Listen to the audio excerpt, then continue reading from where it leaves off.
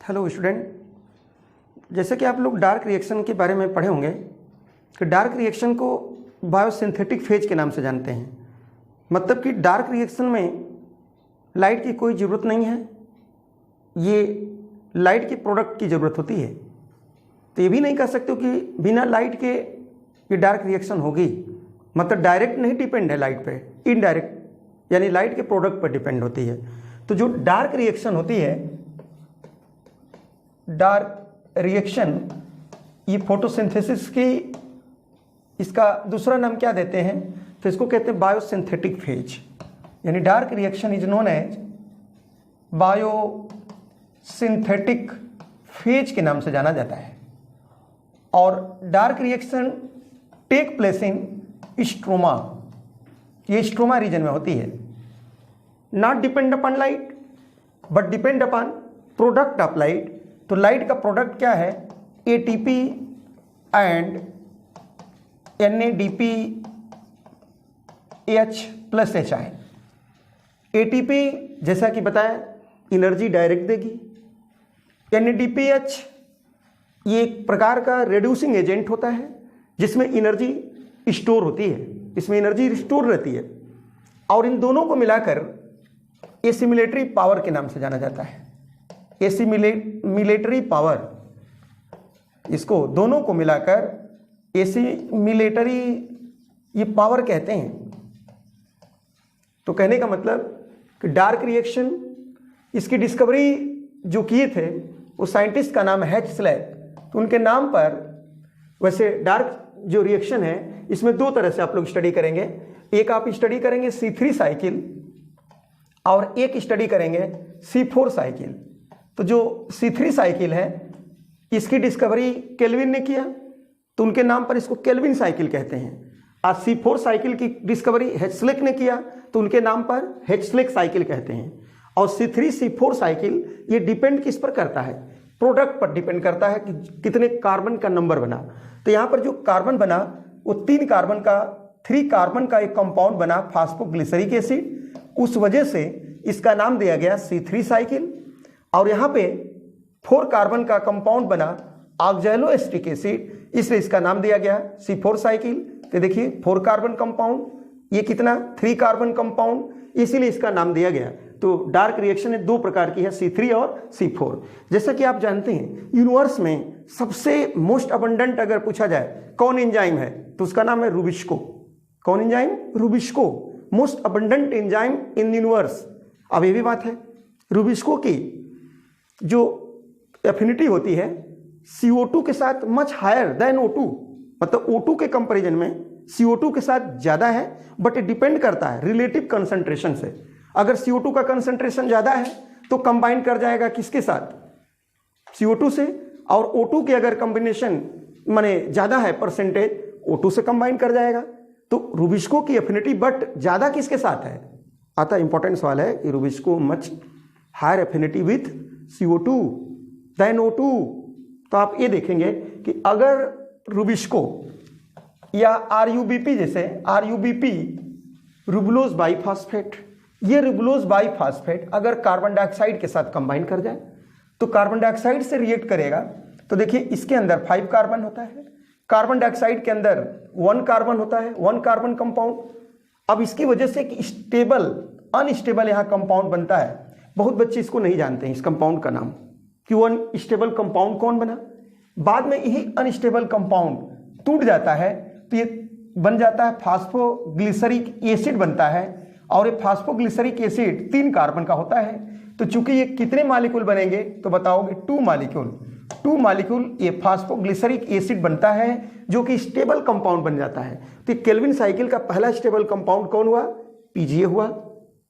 और उसका first acceptor या सबस्ट्रेट लेवल पर कौन काम करेगा, 5 कार्बन का कंपाउंड। तो इसलिए और ये क्वेश्चन यहां पर यही आया कि वो कौन कंपाउंड होगा, तो इसका नाम आप लिख सकते हो 2 carboxy 3 keto 1 5 bi phospho ribitol, bi phosphoribitol. तो ये जो कंपाउंड बना है ये अनस्टेबल कंपाउंड है, अनस्टेबल, इसीलिए ये स्टेबल कंपाउंड इसमें टूट जाता है। और अगर यही RuBP कंबाइंड करे किसके साथ, ऑक्सीजन के साथ कंबाइंड करे, तो यहां पर ये ब्रेक करेगा तो ये बनेगा 3-फास्फोग्लिसरिक एसिड बनेगा, जो 3 कार्बन का कंपाउंड होगा, और 2 कार्बन का कंपाउंड फास्फोग्लाइकोलिक एसिड बनता है। तो 2 कार्बन एक कंपाउंड बनता है, उसको फास्फोग्लाइकोलेट कहते हैं। अब इस 2 कार्बन की वजह से इसका नाम देते हैं आप लोग, क्या देते हैं भाई, C2 साइकिल। देखिए नीट 2020 का ये क्वेश्चन था कि C2 साइकिल का पहला प्रोडक्ट कौन है, तो आप बताओगे फास्फोग्लाइकोलेट। देखिए ये क्वेश्चन पूछ चुका। तो इसका मतलब कि RuBP अगर CO2 से कंबाइंड किया तो यहां 3 कार्बन का कंपाउंड बना, और 3 कार्बन की वजह से ये साइकिल कौन हो जाएगी, C3 साइकिल। और अगर ये 2 कार्बन का कंपाउंड बना तो कौन हो गया, C2 साइकिल। तो आइए बात करते हैं C3 साइकिल। C3 साइकिल, अब C3 साइकिल को कहा जाता है, क्या कहते हैं, तो इसको बताओ, केल्विन साइकिल के नाम से जाना जाता है। यानी C3 साइकिल नोन है केल्विन साइकिल। केल्विन साइकिल को 3 फेज में बांट देते हैं। पहले देखिए इसमें होता है कार्बोक्सिलेशन, एक फेज का नाम क्या है, कार्बोक्सिलेशन। सेकेंड का नाम क्या है, रिडक्शन, और थर्ड फेज का क्या नाम है, रीजेनरेशन। यानी केल्विन साइकिल को 3 स्टेप में बांटते हैं भाई। कौन कौन हो गया, कार्बोक्सिलेशन, रिडक्शन और रीजेनरेशन। और केल्विन साइकिल का अगर पूछा जाए कि स्टेबल प्रोडक्ट क्या है, तो अगर इसका स्टेबल प्रोडक्ट बताओगे तो 3 कार्बन कंपाउंड कौन बनेगा, PGA बनेगा। ये 3 कार्बन कंपाउंड है। पूछेगा इसका फर्स्ट सबस्ट्रेट, केल्विन साइकिल का फर्स्ट सबस्ट्रेट कौन हुआ, तो फर्स्ट सबस्ट्रेट की बात करेंगे तो ये बताएंगे RuBP, रुबुलोज बाइफॉस्फेट, RuBP होता है। RuBP 5 कार्बन का एक कंपाउंड होता है। पूछा जाए केल्विन साइकिल के लिए एंजाइम कौन होगा, एंजाइम, तो इस एंजाइम का नाम होगा रुबिस्को, एंजाइम का नाम रुबिस्को। ये क्वेश्चन हो गया। ये भी क्वेश्चन है कि जो C3 साइकिल होती है ये common, C3 cycle common in both, दोनों प्लांट में, चाहे वो C3 प्लांट हो चाहे C4 प्लांट हो, दोनों में कॉमन है। तो C3 cycle common in both C3 plant and C4 plant. तो C4 और C3 प्लांट में ये साइकिल क्या होती है, दोनों में कॉमन होती है। अगर C3 प्लांट है तो उसके अंदर ये साइकिल होती है मेसोफिल सेल के अंदर। अगर C4 प्लांट है तो उसके अंदर ये साइकिल होती है बंडल सिथ सेल के अंदर, बंडल सिथ सेल के अंदर। तो मोस्ट अबंडेंट एंजाइम इनवर्स तो रुबिस्को बोलेंगे।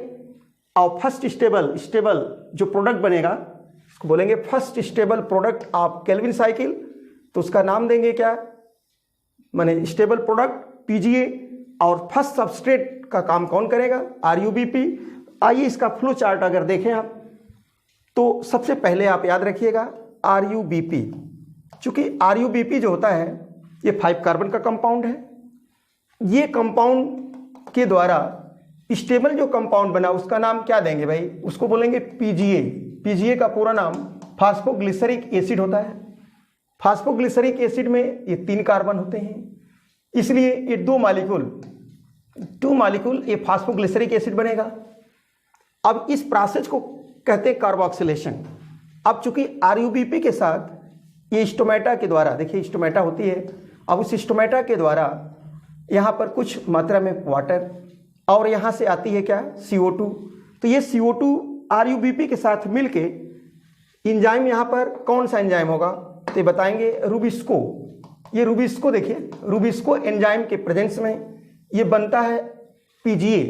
तो PGA फर्स्ट स्टेबल कंपाउंड हो गया। तो ये पहला प्रोसेस हो गया इसका नाम देंगे कार्बोक्सिलेशन। फिर ये PGA फास्फोग्लिसरिक एसिड का रिडक्शन होगा तो उससे बन जाएगा फास्फोग्लिसर एल्डिहाइड में बदलेगा। तो यहां पर आप देखिए ये जो फास्फोग्लिसरिक एसिड है इससे बन जाता है फास्फोग्लिसर एल्डिहाइड। फास्फोग्लिसर एल्डिहाइड बनेगा। ये भी करीब यहां पर कितने हैं, 3 कार्बन का एक कंपाउंड होता है। तो इसके बीच में जब रिडक्शन होगा तो यहां पर देखेंगे एटीपी की जरूरत पड़ती है।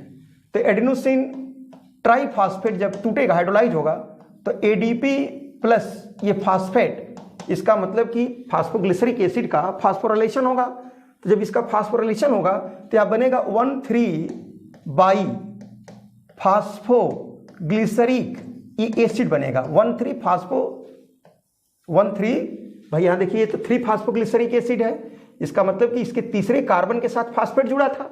अब यहां एटीपी जब हाइड्रोलाइज हुई तो ये फास्फेट इसके पहले कार्बन पर जुड़ गया, तो 1,3 बाई फास्फोग्लिसरिक एसिड बन गया।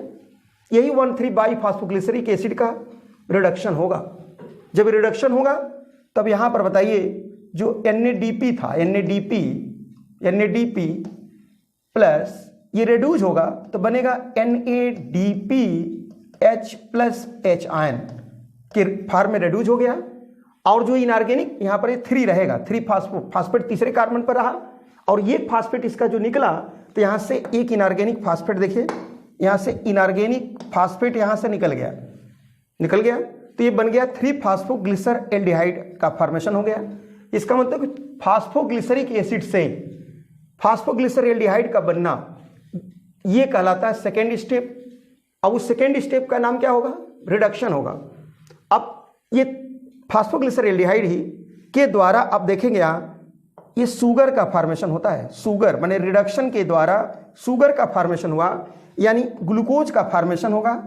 इसकी जो CO2 निकलेगी ये ग्लूकोज के फॉर्मेशन में इन्वॉल्व हो जाएगी, तो ये ग्लूकोज का फॉर्मेशन हुआ C6H12O6, और यही ग्लूकोज से फिर आप देखेंगे रिवर्स में प्रोसेस चलेगा। तो इसका मतलब कि ये ग्लूकोज जो यहाँ बन रहा है या ग्लूकोज से फिर ये प्रोसेस जो ग्लाइकोलिसिस में आप देखे होंगे उल्टा इस तरह सीक्वेंस बन रहा है, तो इसी का नाम देते हैं ग्लाइकोलाइटिक रिवर्सल भी कहते हैं। ग्लाइकोलाइटिक रिवर्सल के नाम से जानते हैं इसको।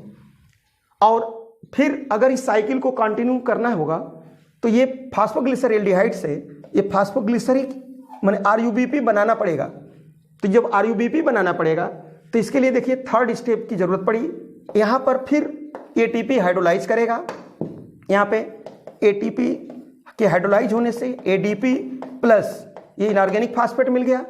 तो इसका मतलब कि यहां पर देखिए ये 2 ATP टूटेगी और यहां पर ये भी 2 NADP, क्योंकि ये 2 मॉलिक्यूल की बात कर रहे हैं। यहां देखिए 2 मॉलिक्यूल है, इसलिए 2 का मल्टीप्लाई करेंगे। 2 मॉलिक्यूल भी है, 2 मॉलिक्यूल भी है, इसलिए इसमें हम 2 का मल्टीप्लाई कर देंगे। अगर 1 मॉलिक्यूल रहता तो 1 ही लिखते।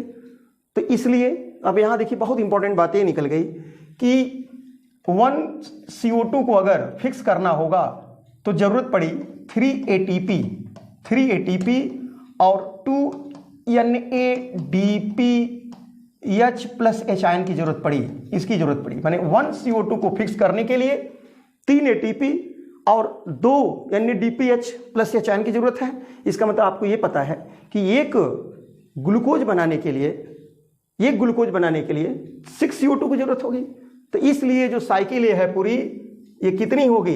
इसको मल्टीप्लाई करेंगे 6 CO2 चाहिए, तब जाकर के एक ग्लूकोज मॉलिक्यूल का फॉर्मेशन होगा। इसका मतलब ये ग्लूकोज बनाने के लिए कितनी Calvin cycle? 6 turn Calvin cycle होगी, तो ये ग्लूकोज बनेगा। जैसा कि आपने पढ़ा कि स्टोमेटा द्वारा CO2 RUBP यानी 5 कार्बन के साथ मिलके पहला प्रोसेस होगा, उसको कार्बोक्सिलेशन कहेंगे। उसके द्वारा 2 मॉलिक्यूल 3 कार्बन का कंपाउंड बना। तो ये जो प्रोसेस हो गया कौन हो गया? इसको कहते हैं कार्बोक्सिलेशन। देखिए ये कार्बोक्सिलेशन हो गया। उसके बाद ये PGA रेड्यूज होकर किस में बदल गया? फास्फोग्लिसर एल्डिहाइड में। ये हो गया रिडक्शन। अब फिर इस साइकिल को कंटिन्यू रखने के लिए देखिए C3 साइकिल को कंटिन्यू रखने के लिए RUBP की जरूरत पड़ेगी। तो ये 3 फास्फोग्लिसर एल्डिहाइड से ये 5 कार्बन वाला कंपाउंड, देखिए इसका एक CO2 निकल के, यहाँ 2 मॉलिक्यूल हैं तो 6 कार्बन, तो एक CO2 निकल जाएगी तो ये ग्लूकोज बनाएगी, और ये बाकी जो है यहाँ पर 5 यहाँ पर आ जाएंगे कार्बन। तो इसका मतलब कि फिर से साइकिल को रीजनरेट करेगा।